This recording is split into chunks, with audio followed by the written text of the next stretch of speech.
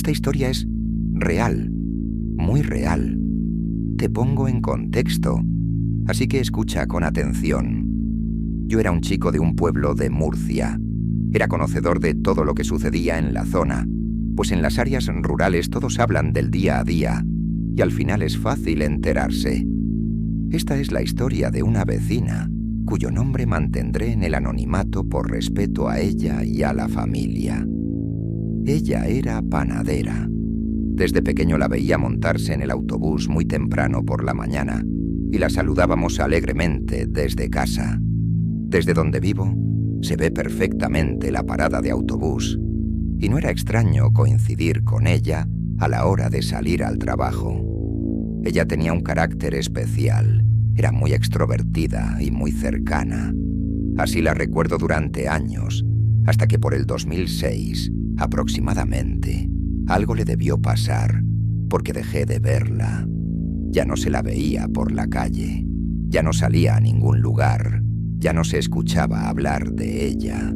El último recuerdo lúcido que tengo de ella fue durante una comida familiar. Ella y su marido estaban reunidos con mi familia, algo que no era frecuente, pero que me conmueve pensar ahora, porque en esa cena se hicieron fotos, y las fotos ahora perduran para siempre. Era una estampa veraniega, en el patio de la casa, con una mesa larga repleta de comida y bebida. A ella se la veía alzando su copa, entregada al momento sin dudarlo, como todos los demás en esa imagen que ahora conservo. Allí acabó todo. Nadie pudo predecir el terrible cambio que estaba a punto de acontecer. Varios años pasaron, y las noticias llegaban con cuentagotas. Esta vecina alegre estaba pasando por un cáncer, con tratamientos e intervenciones muy agresivos. Esa era la razón por la que jamás salía ni se la veía. Recuerdo un día que paró un coche en la puerta de mi casa. Ella iba sentada en el asiento atrás, con la mirada fijada al frente, pero sin ningún tipo de vida en sus ojos, sin pelo y cubierta con un velo colorido, afectada gravemente por el proceso tan duro que estaba experimentando. Con el tiempo me enteré de que la habían intervenido en varias ocasiones y que esas cirugías habían cambiado a la persona hasta hacerla irreconocible a quienes éramos sus más cercanos. Es muy duro pensar en ello. Es como si tu alma se marchara en vida, como si tu brillo personal desapareciera para dejar en su lugar un cuerpo escasamente operativo, pero despojado de movimiento, vida o utilidad. Te conviertes en una persona dependiente, cognitivamente limitada, o al menos de cara al exterior. Porque, ¿y en el interior? ¿Era ella la misma por dentro, pero no podía expresarlo físicamente? ¿Pueden las personas que padecen estos procesos cognitivos mantener sus capacidades después de las intervenciones? Me da pánico pensar que estás secuestrado en tu interior, que tu conciencia sigue activa, pero la parte motora no permite expresar las emociones, las palabras, las dolencias, los movimientos, por una desconexión entre mente y cuerpo. Es terrible ponerse en el lugar de ellos. Yo me hice estas preguntas durante años. Era joven y aún no había aprendido apenas nada del cerebro. ¿Por qué no es la misma persona que antes? Esta pregunta, más que ser una pregunta en sí misma, era una expresión de la indignación que sentía. Pasaron unos años y hubo 2 ocasiones en las que vi a esta vecina por la calle. Iba en silla de ruedas, acompañada de alguien que la cuidaba y le daba paseos. Me alegraba en parte verla, pero seguía conmocionado por el cambio tan drástico. Parece que cuesta mucho asimilar que las personas se puedan ir en vida, especialmente aquellas que han sido luz en vida o que han tenido una personalidad muy viva, muy dulce, muy repleta de expresión. Cuesta mucho asimilar que estas personas puedan estar secuestradas en su propio cuerpo, sin tener la capacidad de expresarse con gestos o palabras. En la primera ocasión, la vi en su silla y acompañada, e iba por el carril de enfrente, paseando en silencio y con la mirada fría y rígida al frente, probablemente sin sentir nada al ver esa huerta que nos rodea. En la segunda ocasión, me la tropecé en la tienda del pueblo. Ella estaba acompañada de su cuidadora, como era de esperar, pero, afortunadamente, vi en su expresión, en sus ojos, una especie de movimiento que los dirigía hacia las personas que amablemente expresaban su alegría por verla. «¡Qué alegría verte!», le decían. Yo pensaba para mí, espero que por dentro ella pueda reconocer las caras de quienes la saludan y entienda el sentimiento tan positivo que todos sentimos al verla salir adelante de nuevo. No estoy seguro de si me vio aquel día o de si me reconoció. De lo que sí estoy seguro es que volví a casa y una pregunta me persiguió durante meses. ¿Se acordará de mí? Me preguntaba esto una y otra vez, no de forma seguida, sino de manera esporádica. Pero raro era el día que no me hiciera la pregunta a mí mismo. Recuerdo que, un año después, hacia el 2010 aproximadamente, obtuve una respuesta a esa pregunta. Una noche cualquiera, de esas en las que no esperas ni soñar ni tener pesadillas, experimenté algo muy extraño. Al levantarme, me quedé helado, pensando, reflexivo, por lo que había vivido en sueños. Lo tenía fresco en mi memoria. No era de esas veces que te despiertas y ya te cuesta recordar qué has soñado. Tenía en mente esto. Había soñado que estaba caminando por la vereda donde mi vecina vivía. Era una mañana, hacía sol. A lo lejos, venía ella caminando en la dirección opuesta, hacia mí. Yo la miraba fijamente, intentaba hacer contacto visual con ella. Quería saludarla. En el sueño, la vecina era alguien normal, una persona que podía caminar y que no padecía ninguna enfermedad. No obstante, pasó a mi lado, pero pasó de largo. No se giró, no me miró, no hizo gesto alguno que pudiera calmar mis ansias por comunicarme con ella. Seguí caminando en el sueño y, momentos después, me habló. Esa vecina cariñosa y dulce en la infancia, esa señora de quien emanaba la mejor de las energías, se había girado en el camino para dar respuesta a mí. Pregunta. Sí, me acuerdo de ti. Ella me acababa de decir en sueños que se acordaba de mí. Significó aquello un mundo, puesto que su respuesta en sueños había tenido una lógica aplastante con las vivencias y preguntas que había tenido recientemente durante meses. Cualquiera diría que aquel sueño fue un escenario preparado por la mente para calmar el desconocimiento sobre su estado real dentro de la enfermedad. Sin embargo, lo que ocurrió después lo cambió todo. Seguidos unos días, recibimos todos la horrible noticia. Y cuando digo todos me refiero a todo el pueblo, a nuestra comunidad. La vecina había fallecido. Pero, ¿por qué? ¿Por qué tuvo que irse tan pronto alguien que destilaba energía y alegría en su momento más álgido? Ya sé que estaba muy enferma, que, quizás, no pudo aguantar las secuelas de un cáncer tan agresivo. ¿Por qué no pudimos disfrutar de su bienestar por más tiempo? Qué injusta la vida. Y qué dolor estar en la piel de sus más allegados. Su marido era y es una persona extraordinaria.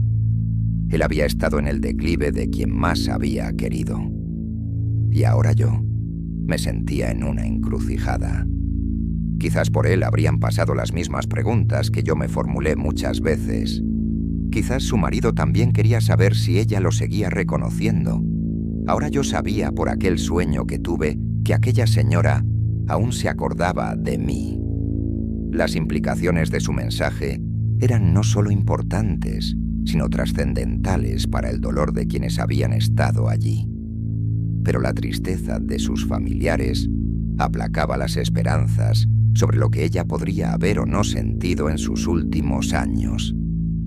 Y si ella no pudo comunicarles de vuelta todo el amor y agradecimiento que sentía para con sus familiares, es jodidamente escalofriante no saber qué hay detrás de una mente afectada. Por encima de todo esto, Yo me sentía en una gran encrucijada. Al día siguiente de su fallecimiento, fui al funeral. Tuvo lugar una mañana a las 12. Creo que era un viernes, pero a día de hoy no estoy seguro. Me falla la memoria. Pero en aquello, en lo que la memoria no me fallaba, era en el sueño tan lúcido que experimenté. Terminó el entierro y yo me sentí muy extraño.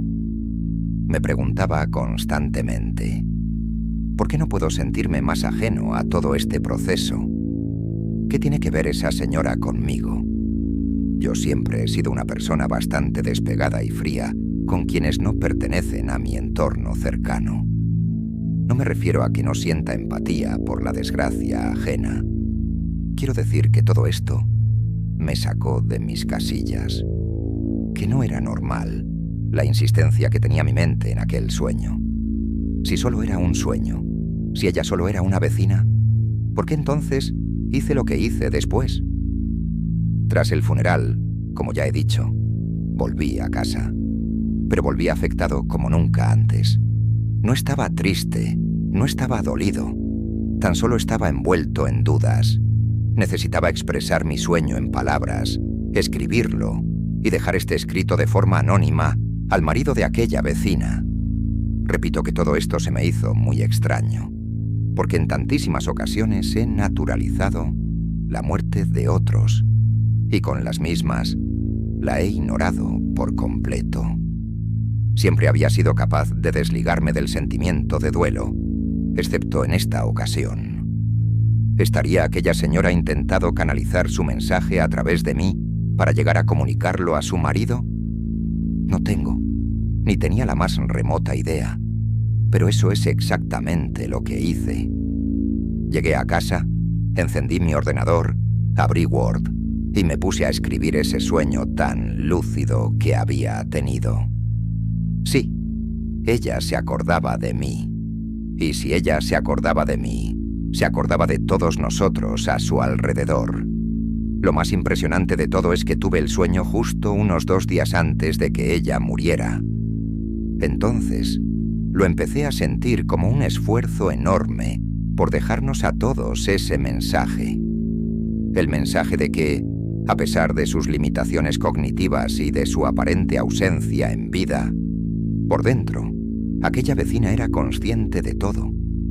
Esa era la mayor implicación de esta historia totalmente real. Parece como si hablara de algo trivial, pero aquello me llevó a imprimir el mensaje, meterlo en un sobre y dejarlo anónimamente en el coche del marido, sujetado por el parabrisas izquierdo. En la carta le decía finalmente a su marido que ella se acordaba de nosotros, por si acaso se preguntaba, al igual que yo, si aún nos reconocía mientras ella vivía. Fue tremendo el acto de dejar aquella carta en su coche, pero es que no tuve forma de frenar el impulso. Quizás al leerlo todo, su marido habría pensado en quién sería la clase de perturbado o intruso que habría sido capaz de entrometerse en su vida personal, y yo lo habría entendido. Pero repito que no pude frenar aquel acto. De haber dejado la carta en el tintero, creo que mi mente me habría torturado hasta cambiar de opinión. Esa misma tarde y al día siguiente, me acerqué en bici de manera disimulada hasta el coche para ver si el marido había cogido la carta. Pero no, aún seguía allí. Me sentí un estúpido. Pensé, ¿y si alguien la coge? ¿Y si él se ha marchado y en realidad no está aquí? Me sentiría un estúpido si la carta desapareciera y acabara en las manos de un desconocido. Sin embargo, tampoco tuve el impulso de recoger la carta de aquel parabrisas. Allí siguió al menos 2 o 3 días de aquel cálido verano. O al menos, eso fue así hasta el lunes de la semana siguiente. Al mediodía ese lunes, cuando hube olvidado un poco el asunto y me dispuse a hacer tareas, recibí una llamada de teléfono. Lo cogí casi de forma inmediata. Era mi abuela. No pasó ni un segundo cuando, de repente, mi abuela me dijo algo que me dejó paralizado.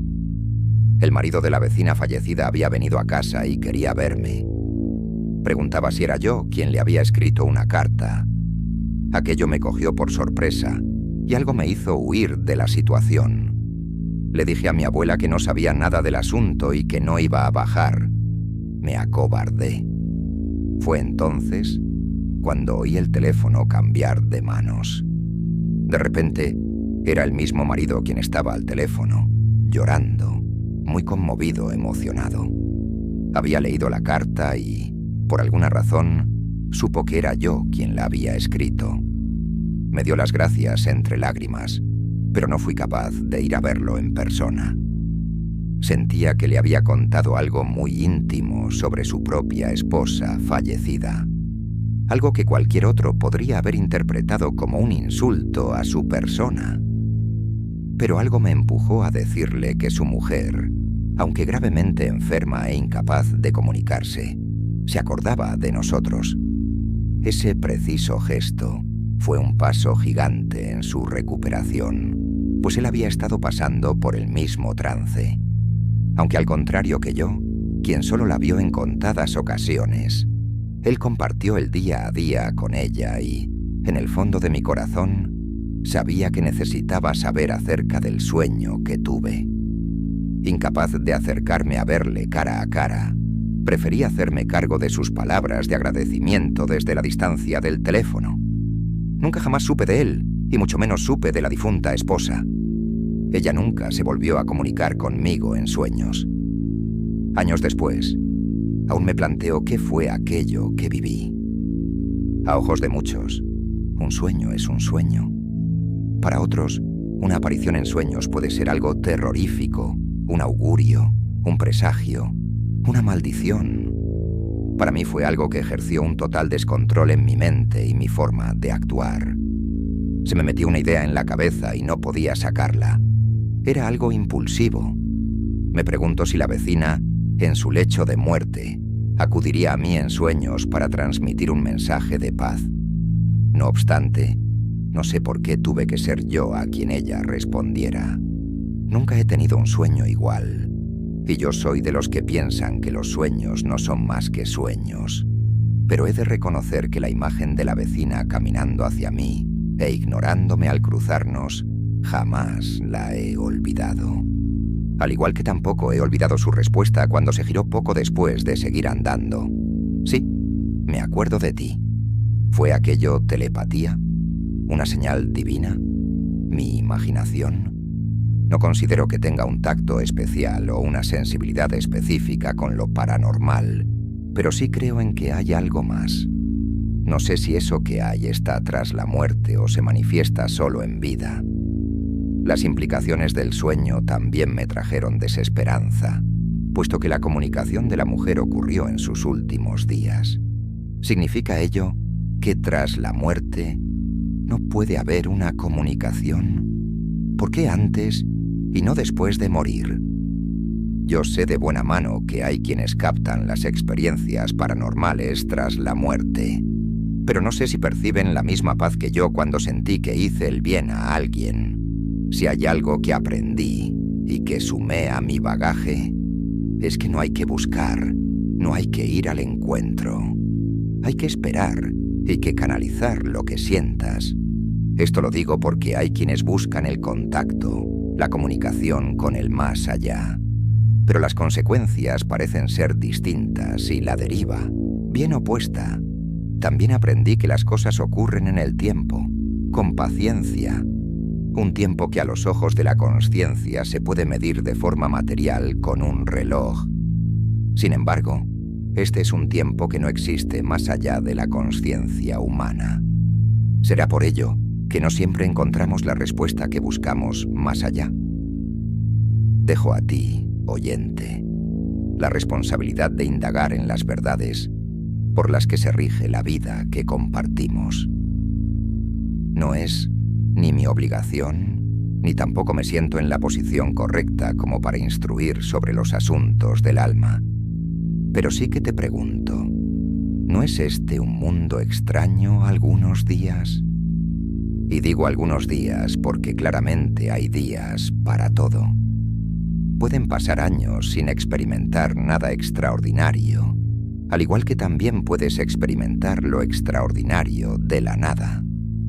También me planteo si es realmente raro que ocurran cosas extrañas en nuestro día a día. Diría que lo extraño, realmente, es tan solo lo infrecuente, lo que nos pilla por sorpresa. Y yo hoy estoy seguro de que algo, alguna vez, te ha debido de pillar por sorpresa. Si aún no lo has vivido, tiempo al tiempo, no abandones la esperanza. Aún quedan días para vivir y, sobre todo, para descubrir sentimientos que solo acechan cuando la muerte está cerca. ¿Es eso extraño? ¿O es solo infrecuente? Quizás sea hora de que, si queremos vivir más intensamente, salgamos al encuentro de las situaciones menos cotidianas. Dejo para tu propio criterio el querer compartir con otros esas situaciones tan paralizantes. Yo las comparto porque ha llegado el momento de abrir los ojos. Basta ya de vivir callando lo que sentimos y que no hay manera alguna de cuantificar o medir. Hay quienes me han escrito, he leído tus historias, pero aún no me ha pasado nada extraño en mi vida. Pues bien, si ha sido ese el caso, abre tus ojos, abre tus oídos y abre tu mente. Pero por encima de todo, no ignores las señales cuando algo te haga sentir infrecuente, con miedo. No mientas a otros ni a ti mismo cuando lo extraordinario llame a tu conciencia.